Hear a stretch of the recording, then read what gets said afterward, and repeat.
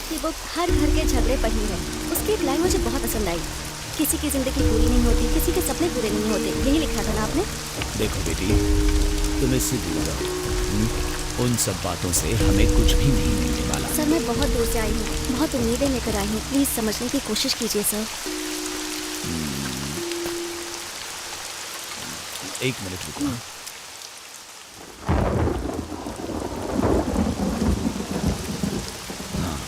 देखो बेटी, मेरी इस डायरी में मैंने सब कुछ लिख कर रखा है। तुम इसे पढ़कर मुझे वापस कर देना।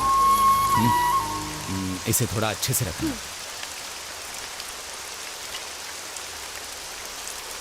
ए, चल। नहीं पापा, रहने दीजिए। भूत कुछ नहीं होता, चुपचाप चल मेरे साथ। चल ना पापा, घर चलते हैं।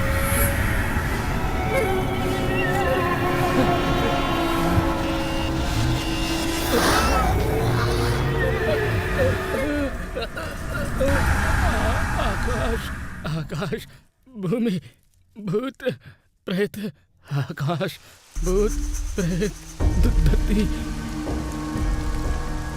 तो सर उस घर में भूत है क्या?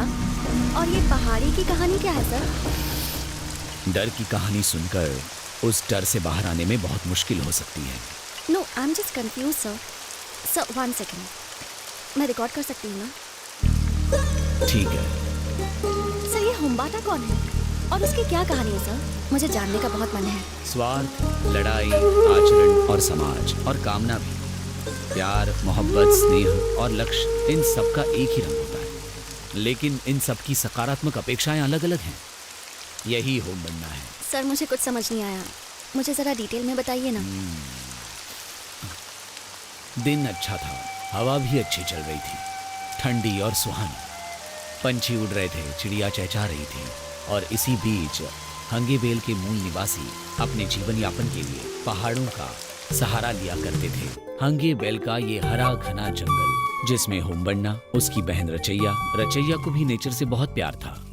शीना, नारायणी और नरसिम्हा, इन सब की उस जंगल में खुशहाल जिंदगी थी।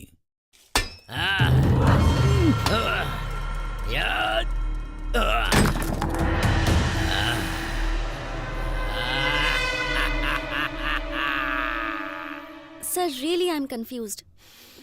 विक्रांत गुप्ता। फ्रेंड्स, होंगेबेल बारिश का वरदान वाला समृद्ध प्रदेश है, और ये होंगेबेल के अंदर जो छोटे छोटे प्रदेश हैं, जैसे जेडी गड्ढे और थुम्बे हाकलू, इन गांवों में 30 से ज्यादा घर नहीं और 60 से कम की जनसंख्या है। परसों हमारे पुलिस अफसर नागराज का कत्ल हुआ। उनका खून करने वाला व्यक्ति एकनाथ है। इस अपने हूटी घर में मैं अकेला ही एकनाथ हूँ। हूटीमणि का एकनाथ। हूटीमणि नाम के गांव में बोरेगौड़ा नाम का एक व्यक्ति था, जो अपने गांव वालों के साथ मिलजुल कर रहता था। वैसे ही एक नायक भी था। उसी गांव में कालेगौड़ा नाम का व्यक्ति था। उस गांव के बाजू में एक विस्मय जगह थी जिसका नाम हैवत्य बिट्टा था। उस पहाड़ के लिए उन दोनों के बीच में बड़े बड़े झगड़े होते थे।